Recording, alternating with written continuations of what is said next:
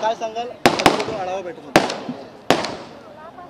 आमचे प्रभारी रमेश चन्नीथला यांच्या अध्यक्षतेखाली आज कोकण विभागाची या ठिकाणी संघटनात्मक आढावा बैठक झालेली आहे आणि कोकणमध्ये आता मोठ्या प्रमाणात काँग्रेस संघटनात्मक पुढे जाते आहे आणि येणाऱ्या निवडणुकीमध्ये निकालामध्ये सुद्धा आपल्याला कोकणमध्ये सुद्धा मोठ्या प्रमाणात काँग्रेस पक्ष सरशी करेल असं चित्र आपल्याला पाहायला मिळेल। आपल्या भाषणामध्ये तुम्ही म्हटलं का ज्या पद्धतीनं लहान मुलं धाडस करत असतात प्रयत्न करत असतात परंतु भिवंडीसाठी घाबरायची गरज नाही। बघा कसं आहे की आखरी कार्यकर्त्यांना ताकद देणं प्रोत्साहन देणं राज्याचा काँग्रेसचा प्रमुख म्हणून हे माझं दायित्व झालं। त्यामुळे काँग्रेसला मानणारा एक मोठा वर्ग आपल्या या भागामध्ये आहे, कोकण भागामध्ये आहे आणि त्या प्रत्येकाशी संपर्क साधून ताकदीनं पुढे जाण्यासाठी आपण सगळ्यांनी प्रयत्न करावा हे आव्हान आम्ही या ठिकाणी केलेलं आहे। लोकसभेसाठी भिवंडीमध्ये कोणता चेहरा असणार कशा प्रकारे मेरिटवरती ही चर्चा केली जाणार आहे? दोन गोष्टी आहेत। आता पहिले जागा वाटपाचा विषय आज 2-4 दिवसात क्लिअर होतील, या महिन्यामध्ये क्लिअर होऊन जाईल। त्याच्यानंतरच आता आम्ही नावं मागवलेली आहेत, त्या नावं मागून त्यांना सर्वेला पण टाकलेले आहेत आणि पूर्ण 48ही लोकसभेमध्ये आम्ही नावं मागवलेली होती, ते सगळे सर्वेला टाकलेली आहेत आणि त्याच्यामध्ये ते मेरिट आम्हाला येतं। ते 8-15 दिवसामध्ये जवळपास हे सगळं पिक्चर क्लिअर होईल। मात्र या ठिकाणी बालेकिल्ला काँग्रेसचा होता आणि ती जागा गेली भाजपला, कुठेतरी आता पुन्हा एकदा जोमाने लागलेले आहेत। दोन गोष्टी आहे की 14 आणि 19 मध्ये काय झालं हे सगळ्या लोकांना माहिती आहे। ते एक दिव्य स्वप्न दाखवून 2 कोटी युवकांना नोकऱ्या देऊ, काळा धन आणू आणि 15 लाख रुपये गरिबांच्या खात्यात टाकू, शेतकऱ्यांना शेतीचं उत्पन्नामध्ये 2 पट वाढ करून त्याला 1.5 पट भाव देऊ, अशा पद्धतीच्या मोठ्या मोठ्या घोषणा करून 2014 मध्ये बीजेपी सत्तेत आली। 2019 मध्ये बालाकोट आणि मग देशाला एकच माणूस वाचू शकतो, भाजपच वाचू शकतो, अशा पद्धतीचे जे काही दिव्य स्वप्न दाखवले ते आता सगळे उतरलेले आहेत आणि त्याच्यामुळे लोकांमध्ये जी चीड आज बीजेपीच्या विरोधात निर्माण आहे ती आपल्याला येणाऱ्या निवडणुकीमध्ये पाहायला मिळणार आहे। आपण पाहिलं की महाराष्ट्रामध्ये जे काही ग्रॅज्युएट मतदारसंघ असेल, शिक्षक मतदारसंघ असेल, बाय इलेक्शन असतील, त्याच्यामध्ये काँग्रेसच सगळीकडे जिंकलेलं आपण पाहिलेलं आहे। त्यामुळे बीजेपी घाबरलेली आहे। साध्या स्थानिक स्वराज्य संस्थांच्या, महानगरपालिकेच्या, जिल्हा परिषदांच्या, नगरपालिकेच्या निवडणुकासुद्धा भाजपनी संविधानिक व्यवस्थेला डावलून निवडणुका घेतलेल्या नाही।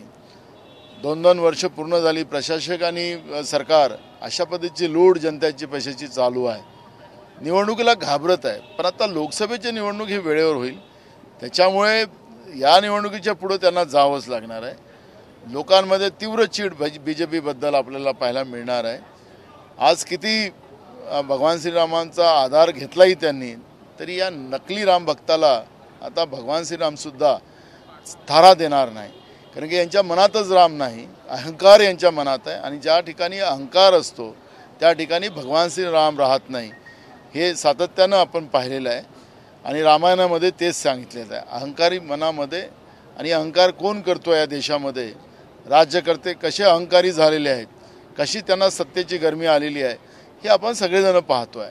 त्यामुळे या मनामध्ये त्यांच्या मनात अहंकार असल्यामुळे राम त्यांच्या मनातच नाही, राम आमच्या मनात आहे आणि त्याच्यामुळे भगवान श्रीराम आमच्यासोबतच राहतील। त्यामुळे ही जी काही परिस्थिती आज निर्माण झालेली आहे ते तुम्हाला निवडणुकीमधून पाहायला मिळेल आणि 14 ते 19चा काळ खोटं बोलून सत्ता घेतलेली होती आणि हा बालेकिल्लाच काँग्रेसचा आहे। त्यामुळे आपल्याला या ठिकाणी आघाडीचाच उमेदवार निवडून आलेला पाहायला मिळेल। कपिल पाटलांना केंद्रीय मंत्री बनवून सुद्धा देखील भिवंडी शहराचा विकास झाला आहे। समृद्धी महामार्ग जो गेल्या अनेक वर्षापासून अर्धवट आहे, तसं फक्त वाहतूक कोंडी, भिवंडीतली समस्या, शाळकरी मुलांना वाहतूक कोंडीचा सामना करावा लागतो, कंपन्या जिथं आहेत मोठ्या प्रमाणात त्याचा देखील काय बदल? बघा, भ्रष्टाचार या सत्ताधीशांचा महत्त्वाचा उद्योग राहिलेला आहे।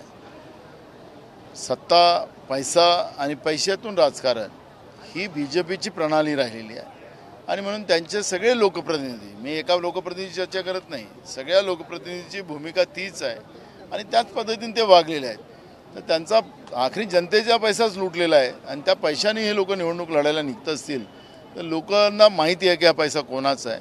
त्यामुळे यांना ठरलेला कार्यक्रम आहे त्यांचा आणि जो भाजपचा सर्वे केलेला आहे त्याच्यामुळे इथली जागा ते मायनस दाखवतात जे आता आहे ते.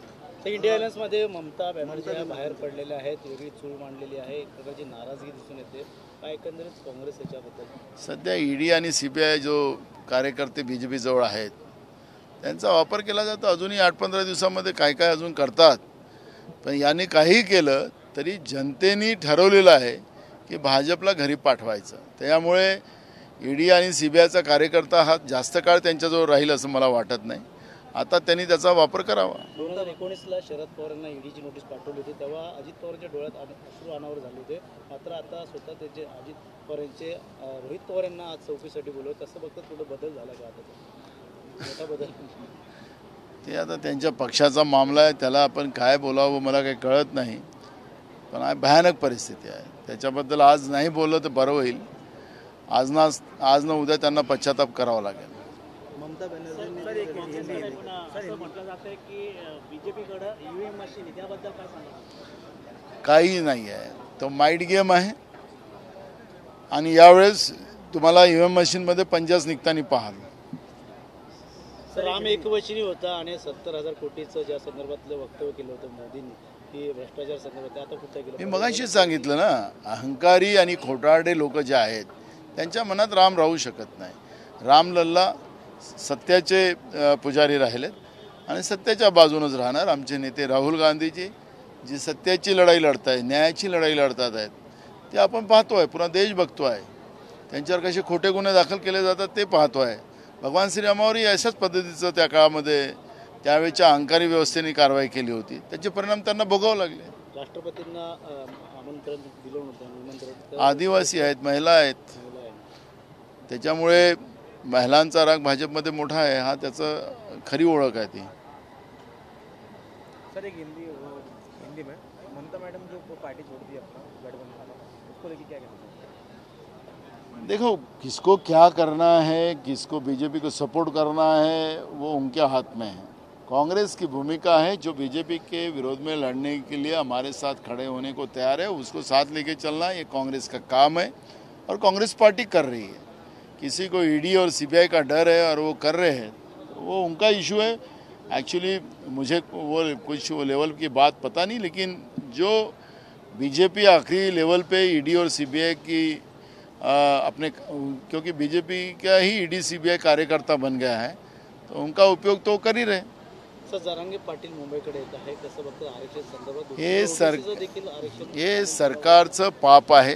सरकारने केलेलं जे स्क्रिप्ट आहे त्याचा परिणाम आहे. पण महाराष्ट्राला भोगावं लागतं आहे. OBC वर्सेस मराठा हा वाद निर्माण करून महाराष्ट्रामध्ये पुरोगामी महाराष्ट्राला, शाहू फुले आंबेडकरांच्या महाराष्ट्राला, छत्रपती शिवाजी महाराजांच्या महाराष्ट्राला बदनाम करण्याचं काम भाजप करते आहे. हेच फडणवीस सांगत होते की राज्य सरकारला अधिकार आहेत, आमचं सरकारला तर एका मिनिटात केलं असतं. तर तुम्ही का करत नाही? काय याला महिनोसे लावतात? करायला पाहिजे ना. कशाला जरांगे पाटलाला मुंबईला येऊन इथली सगळी परिस्थिती खराब करायला लावत आहे?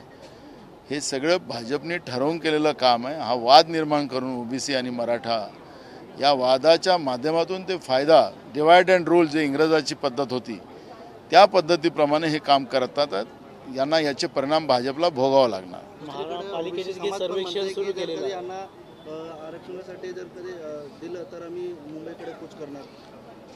वाद त्यांनी सरकारने निर्माण केलेला आहे. भाजप-प्रणीत सरकार जे येड्याचं सरकार महाराष्ट्रात आहे, येड्यांच्या हातात सत्ता मिळाल्यामुळेच हा वाद सगळीकडे निर्माण झालेला आहे. तरुणांमध्ये उद्रेक आहे, समाजामध्ये उद्रेक आहे आणि त्याचे परिणाम महाराष्ट्रामध्ये महाराष्ट्राच्या व्यवस्थेला भोगावं लागत आहे. महाराष्ट्र अस्थिर करण्याचं काम केलं आणि त्याच्यामुळे आज महाराष्ट्रातले उद्योगसुद्धा महाराष्ट्रातून चालले जातात आहेत आणि त्याचे परिणाम महाराष्ट्राला भोगावं लागतात आहेत आणि भाजप महाराष्ट्राला कंगाल करायला लागलेला आहे. मुंबईसारख्या आर्थिक राजधानीला संपवण्याचं पाप BJP करत आहे नरेंद्र मोदीच्या साह्याने, ही आपण रोज पाहतो. सर सर्वेक्षण सुरू झाले महापालिकेमध्ये आरक्षण संदर्भात कसं बघतात याकडे सर्वेक्षण सुरू झालं दुसरीकडे नोंदणी ज्या देखील कमी सापडल्या गेल्या काही ठिकाणी मूळ प्रश्न तो नाही आहे. काँग्रेस पक्षाने जनगणना करण्याची भूमिका मांडलेली होती, हे जनगणना का करत नाही. आणि मी तुम्हाला सांगतो आरक्षणाचा प्रश्न जनगणनेनेच संपेल. त्याला संविधानिक व्यवस्थेचा आधार आहे आणि BJP ते करायला तयार नाही. नरेंद्र मोदींनी 2च जाती केल्यात, एक गरीब आणि एक श्रीमंत. देशातल्या सगळ्या जातीला संपवून मुठभर श्रीमंताला मोठं करणं आणि गरीब जात मोठी करून त्याला गुलाम करणं ही भूमिका भाजपची आहे. आणि म्हणून मोदीजींनी जे सांगितलं की 2च जाती आहेत, गरीबाची संख्या मोठी आहे. श्रीमंताचं ग्रेडेशन केलं जातं पण गरिबाचा साधा उल्लेख पण केला जात नाही. त्याचं काय परिस्थिती आहे, तो जगतो की नाही जगत, त्याला राहायला आहे की नाही, खायला आहे की नाही, हे बघण्याची पण मानसिकता आज सरकारची नाही. भाजपची हीच मानसिकता आहे. आपल्याला लक्षात असेल की हे आसामचा जो मुख्यमंत्री जास्त वचवच करतो, तर त्या आसामच्या मुख्यमंत्र्यांनी ट्विट केलं की हे जे खालच्या जातीची लोक आहेत हे ज्या मोठ्या जाती आहेत त्यांची सेवा करण्यासाठी यांचा जन्म झालेला आहे, यांना जानवरासारखं जगवायचं अशा पद्धतीचा भाजपचा मुख्यमंत्री ट्विट करत असेल तर या देशाच्या लोकशाहीला आणि माणुसकीला काळीमा फासणारं ट्विट करत असेल आणि भाजप त्याला वाहवाही करत असेल तर भाजपची मानसिकता काय आहे हे त्याच्यातून स्पष्ट होतं. तुम्ही सांगितले कलाकारांना पुढं स्थान आणि गरिबांना पुढं मागे स्थान, ज्यांनी पैसे खास करून दिले गरिबांना मागे स्थान आणि कलाकारांना पुढं स्थान दिलं गेलं. मंदिराच्या टाळाच्या वेळेस कलाकारांना मोठ्या प्रमाणात बोलवलं गेलं. बघा ना, त्याला जसं हा इव्हेंट हा काही फिल्म स्टारांचा नव्हता, या उद्योगपत्यांचा नव्हता, सर्वसामान्य लोकांचे पैसे त्याच्यामध्ये लागलेले होते. तिथं सामान्य माणूस कोणीच नाही आणि सगळे फिल्म स्टार आणि उद्योगपती त्यांनाच तिथं पुढाकार देऊन ज्या पद्धतीनं एक इव्हेंट करण्यात आला ते सगळ्या देशांनी पाहिलेलं आहे. त्याच्यामुळे त्यावर जास्त चर्चा करण्यापेक्षा सामान्य जनता हे सगळं ओळखतं. 2024ची लढाई खास जनतेची काय असणार आहे, काय आव्हान कराल तुम्ही जनतेला पुन्हा एकदा? ही जनतेची लढाई आहे, हे लोकशाहीची लढाई आहे, ही संविधानाला वाचवण्याची लढाई आहे आणि त्याच्यामुळे जनतेने मूळ बांधली पाहिजे आणि भाजपला सत्तेतून परास्त केलं पाहिजे, ही भूमिका काँग्रेस पक्षाची आहे.